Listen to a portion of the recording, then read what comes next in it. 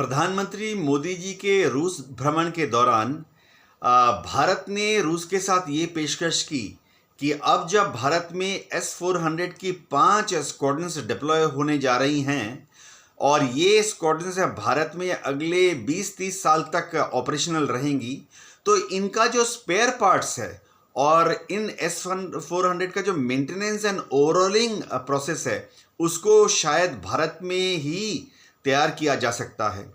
रूस की सरकार ने भारत सरकार की इस पेशकश पर बड़ी फेवरेबल रिस्पॉन्स दिया है।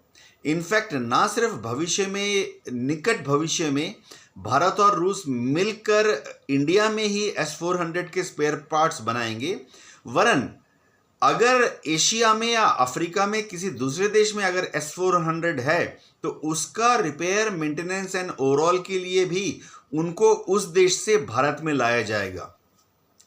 एक और पेशकश इस बार रूस की तरफ से ही की गई। रूस ने कहा कि अब बहुत जल्दी ही रूस S-500 एयर डिफेंस सिस्टम को भी ऑपरेशनलाइज करने वाला है और उसको वो नेटो की तरफ डिप्लॉय करने वाला है। रूस ने ये पेशकश की कि अगर भारत चाहे तो S-500 के डेवलपमेंट में भारत भी एक भागीदार बन सकता है। गौरतलब बात है कि S-500 जो है बहुत ही शानदार एयर डिफेंस सिस्टम होगा। जो प्रोजेक्शंस किए जा रहे हैं उनके अनुसार इसका जो सर्विलेंस रेडार है वो दुश्मन के टारगेट को, चाहे वो फाइटर हो, बॉम्बर हो या मिसाइल हो, 800 किलोमीटर की दूरी से पकड़ लेगा। और इसी तरह से इसमें अलग अलग तरह की ज़मीन से हवा में मार करने वाली मिसाइलें होंगी, जिसमें कि सबसे लंबी दूरी तक जा सकेगा। उसकी रेंज 500 किलोमीटर से ज़्यादा यानी 600 किलोमीटर तक बताई जा रही है। जब ये सिस्टम पूरी तरह से डेवलप हो जाएगा तो इसका इस्तेमाल दुश्मन के सैटेलाइट्स और दुश्मन की जो सुपरसोनिक मिसाइल्स हैं उनको भी शूट डाउन करने के लिए किया जा सकेगा। अब बात यह है कि क्या भारत इस S-500 के डेवलपमेंट में भागीदार बनेगा?